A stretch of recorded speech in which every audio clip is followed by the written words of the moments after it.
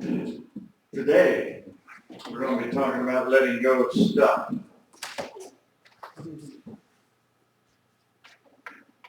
Yesterday and today is the first time in the history of the hunting seasons of Pennsylvania that Saturday and Sunday, this very day, people are out looking for the big buck. I looked for the big buck for the longest time. I remember when I was young, I wanted to have the nicest buck hanging on my wall. And I'd give almost my right arm to have the big buck hanging on my wall. Well, if you come and see the bucks, plural, and the elk and the bear and those things hanging on the wall, at this point in my life, why? Why? I just couldn't wait to get the big buck. And I have some of the biggest buck you can find hanging on my wall there. But you didn't lock them on the car punch. No, I didn't lock them onto the car carrier. In fact, I didn't have a car carrier. I had somebody throw in the back of the pickup for me. And so I guess it's a picked up buck, right? So when you think about letting go, the question is, what's holding you? What is holding us back? What is holding us back? Material-wise, you know, every once in a while, we'll see a sale on something. You go, boy, that's such a good deal. I need to buy that. I'm going to be able to use that. And then 5 years ago, it's sitting on the shelf or in the garage or in the barn. 10 years later, it's still sitting on the shelf or in the barn or in my dresser drawer. 20 years, almost 20 years later, there it is. There it is, still sitting there. But I might need it someday. Now this week I was looking for, Hunter Tanner came and they were looking for a sanding pole that I had to sand drywall. And we looked through what I have in the garage. Now I have one of those 2-car garages. Well, actually mine's a 3-car garage and you can't park the car in. I had trouble getting a lawnmower in there. Or a riding mower. But I got stuff in there that I moved from 45 West Broadway, 35 West Broadway,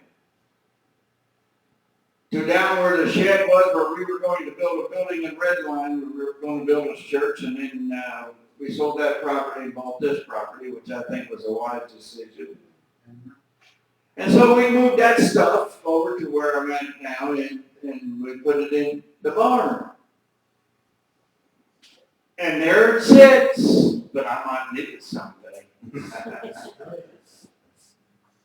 And as I'm going through and I'm looking and I'm thinking, oh man, Bobby, I can call myself Bobby. Bobby, I need to get rid of some of this stuff. 1 Timothy 6:17. 1 Timothy 6:17. Back up, Bob. You're in 2 Timothy. I'm using my tablet because there it is in front of me. Command those who are rich in the present world not to be arrogant or put their hope in the wealth. I've been spending time with some people, and the most important thing to them is a college education. So they can get a good job and make lots of money. And then once you start making lots of money, then you start storing up things. That's right. Well, man, After all, I was at a sale and it was a good price. I was so tempted when a couple of months ago when they had the sale across the street and we were doing some barbecue and stuff to sell as a concession. And I was so tempted to go over there because there were some really good price things. But you see, there was nothing there that I needed, but there were some good prices.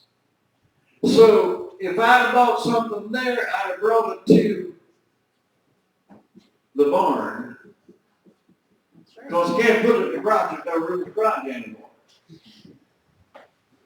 And so here we are.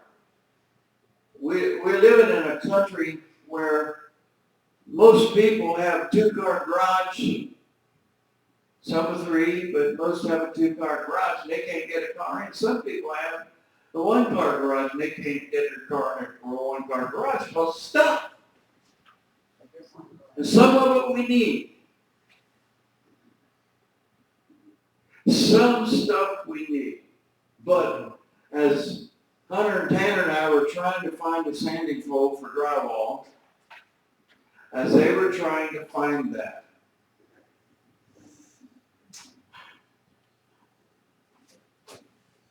we couldn't find it. We couldn't find it. Because there's so much that's can come out, and they know that word, you believe it. Whatever. But there was so much stuff there we couldn't find. And then we were holding lights. Trying to go through. The light goes, turn the switch on, the light didn't work. So what's God having to say in His Word about being rich? Let go of stuff. Do you have a lot of stuff that's holding you back? I do. Hold me back from what? Well, hold me back from putting a vehicle in the garage. To start with, I have so much stuff in there. I've got stuff that I moved 3 times and still haven't used it.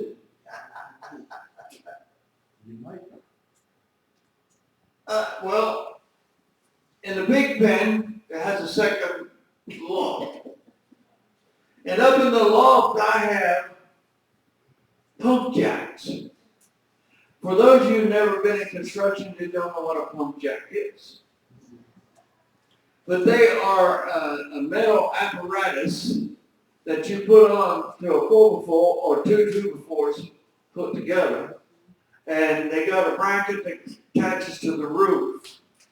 And you lay scaffolding on the part where you put your foot in and you go boom, boom, boom. You pump it and you go up alongside the building as you're putting the siding on or working on windows or working on the soffit or what have you. Now, at my age, I have no business.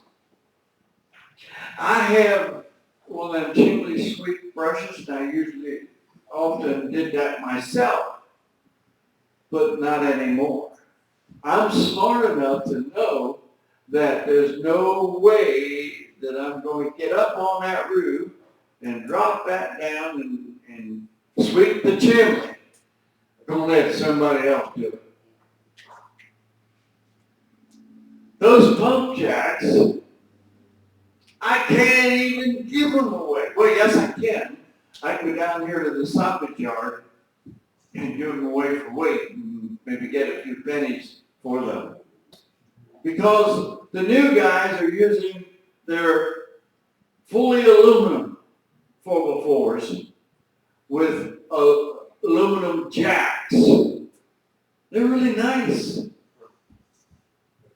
So I've got those things on top of my barn that I've moved 4 times, and there they are. But I might need them someday. This side here, part of this siding in this church, we might be able to set them up someday and work on the side. get me and Denny up there on that scaffold. I can just see that right now. The two of us, well, we'd have to get aluminum picks.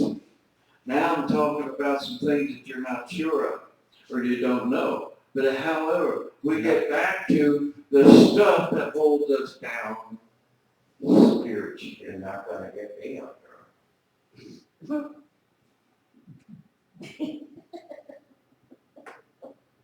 You just told me that you were ready to go. You're ready to change address. Yeah. Well, why wouldn't you get up on the scaffold? You could probably get there sooner. I fell off the roof one time, that's enough, Oh, that's right, you did fall off the roof just not too long ago, wasn't it? a couple years ago. A couple of years ago. Well, a couple of years ago become not too long ago to us older folks. You get smarter. God is telling us in 1 Timothy 6, 17 through 19, He's telling us, hey, it's okay to have stuff. There's no problem with having stuff. As long as the stuff don't have you. As long as the stuff's not controlling you. Amen. Now, I have sitting at my house a tractor that was made in 1942. It's a 9N Ford. And it now belongs to Hunter, who's going to restore it. And that's the third generation that has that tractor. Just recently, I've been offered money for that tractor the way it says. And I said, no, it's not for sale. It's going to my grandson. An interesting thing happened during World War II. My uncle needed a tractor, and another uncle was in the business of selling tractors. So, my Uncle Frank got my Uncle Richard that 9N tractor. It was brand new at the time. And he is over near Seven Valleys, and he realized that there's too much acreage here for that little tractor. And so, oh my. So he sold it to my uncle, are you following me now here? He sold it to my mom's sister and husband. And they realized soon, and they have about the same acreage as right back of the house that was just sold, and it's about half an acre. He realized that the tractor's too big for that. Well, then, Mom and Dad needed a tractor. It's just over the hill here in Frysville. So, Mom and Dad bought the tractor from Mom's sister and her husband. And then when Dad was getting up there, he finally passed at 93 years old. And when he realized, he said, this is your tractor. So he gave it to me. And we use it over there to scrape the lane. And believe it or not, I plowed and dished and I didn't have a hammer. And so we planted corn and we planted beans and we planted tomatoes and we planted potatoes. And so I can't do that anymore. And the tractor's sitting there and it's sitting like this because it doesn't have a wheel on yet. It needs an inner tube. And I gave it to my grandson. Wait a minute. Didn't that have some sentimental value? Yes, it did, for the longest time. And I've been offered several times money for that tractor. But it's not the money. It's a family thing. So then we get back to the gospel, we look at it. Command them, verse 18, command them to do good, to be rich in good deeds, and be generous. Whoa! Master, you're getting into my pocket now. You want me to be generous? Yes. Not me. It's God's word. That's right. It's not me that wants you to be generous. It's God's word. Share with others. Share it. Share it. If you're a person that plays the lottery and you win big bucks, we will accept 10%. No, we accept it. And some people say, we can't do that. It was ill-gotten gains. No, it wasn't ill-gotten gains. It's named like somebody, whoever their name was. We'll use John, for instance. He went out there and he placed his money on it. And he won it. And he wants to give the percentage to the church. We accept that. But we're not worried about the amount of money and how it was gotten. Money's dirty anyhow. Money's dirty anyhow. Amen. The 2 times that my wife drug me to Las Vegas was the first and last in the same day. Same weekend. Never desired to go back. And I was there, and she liked to play the nickel machine. She'd put nickels in, and then it go ding, ding, ding, ding, and she got so excited, and she actually thought that she was winning something. But then she took whatever her winnings were and she put it back in the machine. And so we walked away with almost nothing. I didn't do it. I didn't touch it. She said, don't you want to put some money in? I said, no, I don't want to put the money in. Why? Well, I work too hard for my money. if I have a mean dog in a cage that every time you get close to it with a piece of beef or something, it tries to attack you, guess what? I stay away from that dog. And you walk into like Hollywood or one of those places, and those machines are like them wild dogs, just wanting to devour you. Amen. They want the house. You can't beat the house. So we get off of that. Let's get back to what God wants us to do. He wants us to be generous and willing to share. Verse 19. This is the way they will lay up their treasures. Don't lay up your treasures for yourself. Amen. And I'll be the first one to say I tried that. I tried that. And the Lord has brought me to the place where I'm at now. Satan is saying, you know, it's time to give it up. It's time to put a latch on the door and a for sale sign in the yard out there. And I'm telling Satan, don't you dare touch this place. There's a corner block out there in 1927, right, Joe? Something like that. 1927. And all under the platform here, found one of these things. Now that's an ad to mall or something. It's got a hammer, and I'm sure it's hammered pretty good. It's beaten, rolled back. So this is what's left from the people who built this church. Decided to build it. Well then, Pastor, what are you talking about? Well,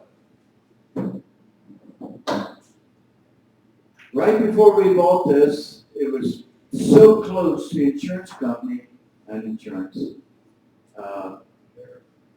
What did Sheriff said? And they were thinking about making an antique shop right before we bought this. And God said, no, no, no, no. This place is a place to worship, Amen. however great or small. Now, the ladies downstairs are preparing our lunch right after the day service. And we will have a 14-foot Christmas tree here. We're going to decorate the church for Christmas. Well, Brother John was talking about the sign out there. And he got caught in the rain. I was awakened, I don't know, Thursday night or Friday night, the wee hours of the morning. I looked at the clock, it was 2:30 in the morning. And it came to me, Merry Christmas, not Happy Holiday. Amen. Now, we'll probably get some letters, and that's okay. We got letters before from what we put on the sign. It was simple. We kneel to Christ. We put that out there in the sign, and the letter we got asked, you're being political. No, we're not being political. It's just a simple thing. We're kneeling to Christ. So anyhow, we get back to where we are. We could finish and just walk away from this lesson.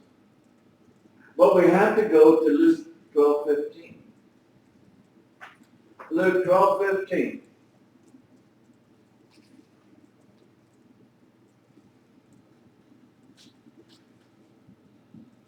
There you are, 12:15. Some of these days I get pretty good on this tablet until then. 12:15. Then he said to them, and if you have a red letter edition, then he said to them, watch out! Be aware. Be aware of the things that Satan's trying to get you into. He's trying to get us into closing the door. He's trying to do that. And as long as I'm healthy enough, we're not going to let that happen. Amen? Amen. We don't have a mortgage here, Alice. The place is paid for. And our biggest congregation is in Kenya. And I'm heading back there in May. Somebody just told me, I talked to her on the phone the other day, it was my aunt, Rosella, and she'll be in July, she'll be 93. And I told her, going back in May, she said, well, you can't go with your heart condition. Oh, why not? Do you think the 40 million people live in Kenya that there's somebody with a heart problem? And do you think that they don't have hospitals and doctors in Nairobi? Now, of course, where we go, Dennis, right? The places that we go, we're lucky if you found anybody at all that's a doctor.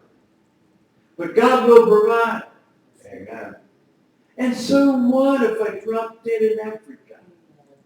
I'll be doing what I love to do. Amen. And that's preach the gospel. Biggest problem going to be for my family trying to get my body back to America. But as I said before, and this sounds like I'm repeating myself. I come back to America in a nice box. Maybe with a pillow. I told my daughter, I said, you make sure you're with me, you make sure they give me a pillow when they come back to America in that big box. That's better than sitting in the airplane like this and having some jerk in front of you think he's in a recliner, right, Hunter, there? Yeah. All the way from Dubai, Hunter's sitting right beside of me, and this jerk in front of us. Can I say jerk? Yes. Okay, I'll say jerk. This jerk in front of us, he's reclined back in my lap. Well, that's okay if I'm reclined and sleeping, but when they bring the meal, I want to eat. I want to be able to sit up without that thing right in my face. So, I was thinking about how blessed we are. Amen. How blessed we are. When Luke 12:15 starts out, your translation might say, beware. The NIV reads, watch out. Be on your guard against all kinds of greed, and life does not consist of an abundance of possessions. That is God's word. That's from the Bible. Denny, read what you're reading. Beware, guard against every kind of greed. Life is not measured by how much you own. Well, see, as you put that together, it don't matter what translation you use.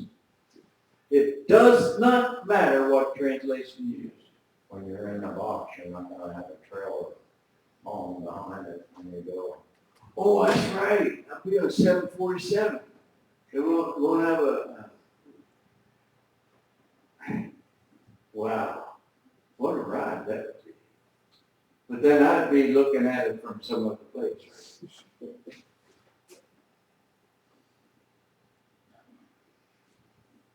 And then in 1 John 4, 1 through 6. 1 John 4, 1 through 6. There we go. 4, 1 through 6. My dear friends, do not believe every spirit. I have people say, well, I was able to get that vehicle. Must be of God that I was able to get that vehicle, because if God didn't want me to have that vehicle, I wouldn't have been able to make that loan. Well, as time goes on, you can't pay your tithes to your church. Then you're robbing from God. That's right. Doggy. You might not go over to Denny's house and rob from him, but better not rob from God. Because he's got a bigger stick. He's got a bigger stick. I got a 9mm laying right on top of the refrigerator right at the door. Well, but if you're in your bedroom and it's out on top of your refrigerator, that's from here to the door. Man, by that time, they could get in there and sling you out and be gone before you even got to the refrigerator. Oh, my. So, we're told here in John, 1 John 4, 1 through 6. Every spirit, verse 2, this is how you can recognize the Spirit of God. Every spirit that acknowledges Jesus Christ has come in the flesh from God. But every spirit that does not acknowledge Jesus Christ, it's not from God.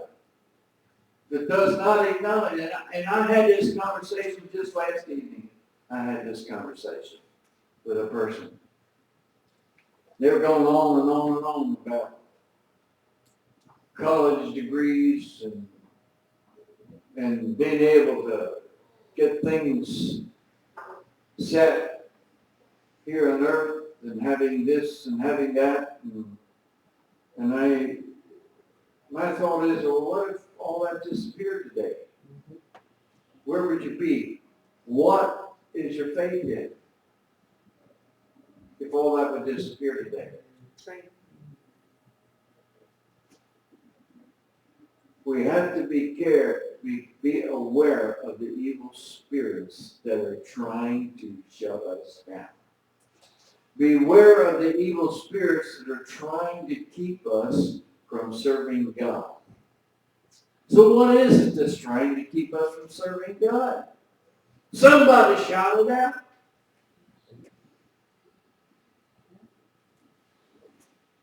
I'm waiting.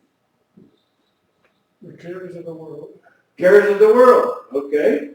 The cares of the world to keep us from serving God or being closer to God.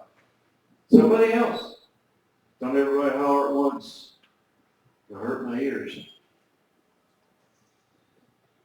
What else? Cares of the world? The luxuries of the world? Being important. Being important? I'm important. I'll show you how important I am. See that? I'm ready.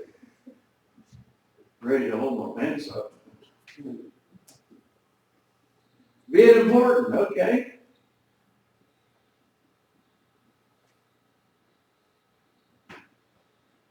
Getting a new vehicle? Well, that's okay, it's okay. There's not a thing wrong with getting a new vehicle. Or buying an old clunker. There's nothing wrong with that. As long as that don't control you. Amen. We went to Rural Farm last night and come out, this guy in an Escalade, brand new, was pulled right alongside of us. And for me to get in the passenger, I wasn't driving, so me to get in the passenger side, I had to go like this. And he's sitting there and he had plenty of room. He could have got over, but he was sitting there and he was doing the deal with the phone. In that beautiful Cadillac. And that's okay. But don't act like you own it. It belongs to God. That's right. It belongs to God. Of course, then if you're not a believer. So it's the desires of that bright, shiny new. And as we backed out, I went, ooh, that's sweet. That was a sweet vehicle. However, it's no more sweet than that 2005 vehicle I had.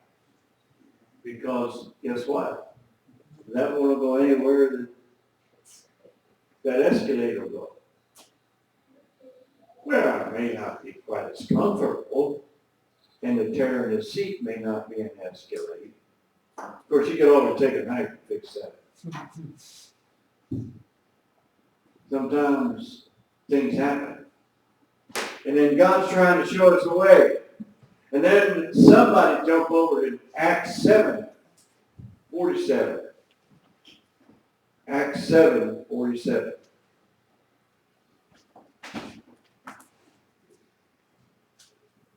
I have it somewhere, 7. Ooh, that's a long. 7:47. That sounds like an airplane. Yeah. 7:47. 7:47. There we go. Acts 7:47. But it was Solomon who built the house for him. But it was Solomon that built the house for him. And then we look at Acts 17:24. Move it on down. Acts 17:24. 17. There we go. And don't get upset. But I'm using an electronic Bible. You say, well, that's not God's word. Yes, it is. I've got 20-some translations in here. That's my fingertip. Of course, sometimes my fingertips aren't the very strongest when I try to find this. Yeah. The God who made the world and everything Yeah. in it is the Lord of heaven and earth, and does not live in temples built by the hands of man. You say, well, I don't have a temple. Well, you live in a house, don't you? Is anybody in here that had to sleep on the road last night in a tent, like you do in Los Angeles? Well, that's pathetic. That's signs of time. Everybody in here had a house. So you're in a temple, John. That's a temple. On West Broadway and East Broadway and Red Line, right? Well, you're not quick to say it, right? That's your temple. Dennis Lance, where you live, is a temple. That's a temple. That's a house. And God's word shares here that he does not live in a building built by man. The ground, my house was built on, was blessed before we even moved to stone, to the foundation. That's right. And some people might think that's crazy, but before he built his house, we walked out on that property and we blessed it. Amen. We blessed it. And even though he fell off the roof, so no matter now, I'm not dead. you can hear me. And then that way, if I fall, you can catch me. You just hold the ladder. But we were there and we laid hands on and blessed that property. Amen. You say, well, that's kind of crazy. No, that's not kind of crazy. Before we bought this place, Dennis and I came and looked at it. Right, Dennis? We looked it over. We looked at the people. And the youngest person, get this, the youngest person on their committee, before we could make a deal, she died.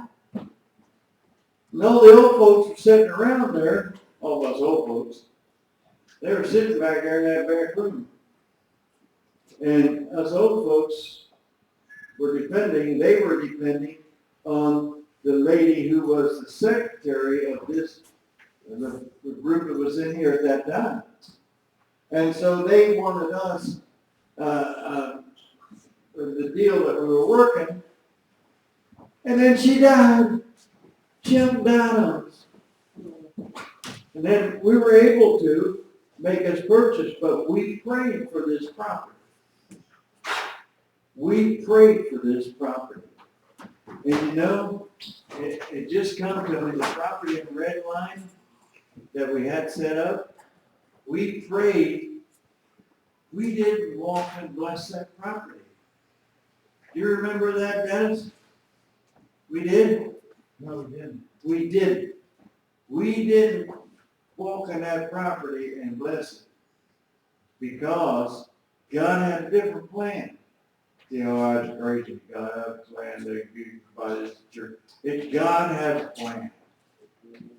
When I was a kid, going past here on our bus, big cheese wagon, come past that, go down and turn on Friedville Road, and head on back into Red Line. And I was just a kid. I was just a kid, 10, 12 years old, even up into my high school years, that we'd pass. Never, ever. We passed before those houses, some of these houses, and the school down there was even built. Never did I ever realize that God had a plan for me for this building. And the building is a place that houses the church, and we, the people, are the church. Amen. God gives us what we need. What kind of junk might you have spiritually hanging on? What is it that you might have that's causing you to not be active spiritually? Well, after all, it's my money. I had a man say, it's my money. I earned it. And he told his wife, he said, you don't give that to church or any charity. Give it to me. If you got money, he's telling his wife, if you got money, you give it to me. Don't give it to no March of Dimes or a church. Give it to me. And guess what? His day's coming. Not judging, but you know, I lived in Florida, and every time I walked out to get a grapefruit off the tree out back, or an avocado, I knew it wasn't an apple. I knew it wasn't an apple. I knew it wasn't an apple tree. It was orange. It was a grapefruit tree. I knew that. So I'm not judging that person, but you can see that that person's God was not our Heavenly Father. That person's God was his money. Amen. So I ask you today, what's holding you back? What is holding you back? You go back to Luke 12:15, which reads, beware. And depends on the translation you have. It says, watch out! Because what's coming could cause you to stumble and fall. We often have this statement about us fellows. Well, no, it's not too many fellows in here. Well, there's two in the back. A truck driver, a retired guy, and a shop guy. And then the young guys are still in school. And you're driving in the highway. I don't know about driving down or up the highway, but you're driving on the highway and you see a lady with very little on in the yard working. You go around and make a trip back to make sure you get a good look, or you just go, wow. You can't stop the birds from flying over your head. I'm not in the box yet. You can't stop the birds from flying over your head, but you can stop them from making a nest in your hair. Amen. And you'll have to deal with that, trying to figure that one out. So when Luke reads, beware, watch out, God wants your presence.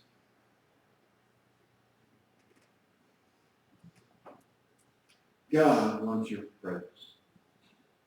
1 John 4, 1:16, God wants to be included in your everyday life. Amen. God wants to be included in your everyday life. When we used to, in Sunday school and church, we had a big church, we used to sing, this little light of mine, I'm gonna let it shine. This little light of mine, I'm gonna let it shine. This little light of mine, I'm gonna let it shine. Let it shine, let it shine, let it shine. So let's sing it out. I'm gonna let it shine. So let's sing it out. I'm gonna let it shine. So let's sing, blow it out. I'm gonna let it shine. Let it shine, let it shine, let it shine. He's seeking to devour you. Well, how's that going? Find it under a bushel now. Oh, I forgot that. I'm allowed to do that. Forgot. And We then have a shine good- until Jesus comes. Gonna shine until Jesus comes. Don't hide it under a bushel, no. I'm gonna let it shine. Hide it under a bushel, no. I'm gonna let it shine. Hide it under a bushel, no. I'm gonna let it shine. Let it shine, let it shine. let it shine. And how's that go? Jesus comes, I'm gonna let it Shine, shine until Jesus come, comes. I'm gonna let it shine. Shine until Jesus comes, I'm gonna let it shine. Let it shine, let it shine, let it shine. And you know, there are people who think, well, that's just a bunch of nonsense. Yeah. No, that's not a bunch of nonsense, because Satan's trying to shut it down. Amen. He's trying to shut your spiritual life down. When you're young, see, we made this trip with Megan and her boys this summer, or spring it was. In spring, June, we made the trip. And my prayer all along has been that somebody will catch the vision. Amen. God's word tells us in Proverbs that the people without a vision perish. And I'm smart enough to know that I won't be able to keep doing it. That sooner or later, I'm going to have to pass the torch. And my prayer is that somewhere between Megan, Hunter, and Ted, someone has Amen. caught the vision. Amen. They caught the vision of our ministry. Oh. Amen. Elizabeth, would you down off the little thing that we put together, because there's people in here who don't have Facebook.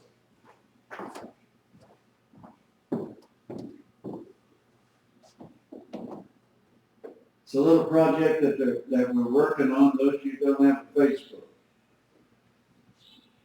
And we sent it out. It wasn't completely finished, but there it is.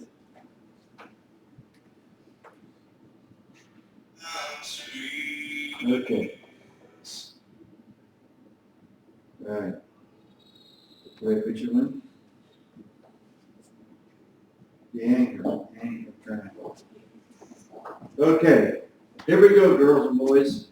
You get a chance to see a little bit. Boy, did I do good on that? I push the play button now. We put this together. And one of the reasons that the Lord led me to do this is because there are so many people who do not know the magnitude of this small church ministry in Kenya. And I have across the top of here, man is God, his music, and his mission.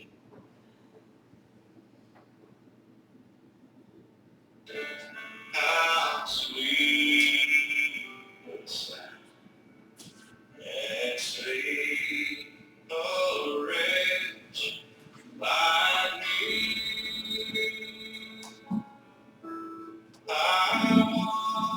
once was lost, but now I'm found. Was blind, but now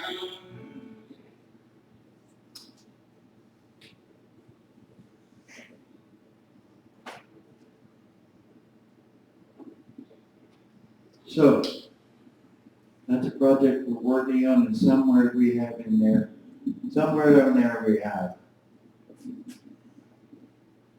From Francisville, Pennsylvania to Kenya. When you accept the call from God, no telling where he's going to lead you. So this is the project that we've been working on. And once we have to make a couple of changes and maybe go to a different app, so it's just a little bit longer in between to get to see the actual pictures. But it's in there we have most of our photos from our last mission trip there. And that's showing we have 100 and as of last evening, 131 views. You know what that means? On Facebook, 131 people viewed that. One might say, well, that's Facebook, people really just don't care a whole lot about that. I'm telling you, people do. People read it. And out of that 131 people that viewed that, if one accepts the Lord, Amen. one, we can't quit. If just because of that little clip, somebody's life changes, somebody catches the vision between Megan, Hunter, and Tanner. They catch the vision. And now, our next trip, Olivia's going with us. And Elizabeth's going with us. We might have to have 2 chicken barbecue.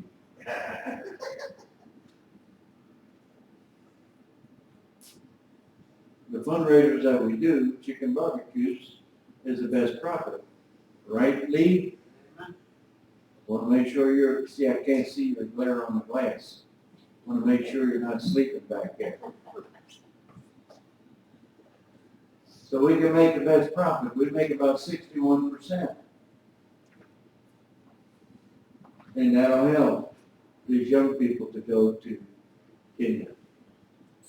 Amen? Amen. Now, if you find it in your heart to just put some cash in there, we'll accept it. Right, John? Okay, I have to get up here and close this thing because we go downstairs and have a bite. Everybody's invited. Take this with you. Put it on your refrigerator if you have to. Put it on your refrigerator this side here with all the junk at the top. This person saved a lot of junk. I should have just taken a picture of inside of my garage. It'd been worse than that. But the point is, let it go. Letting things go is difficult. Things that you had for years, difficult. And I'm fixing to get rid of all those mounts that I had hanging on the wall. I'm probably going to go Craigslist or something like that, one at a time.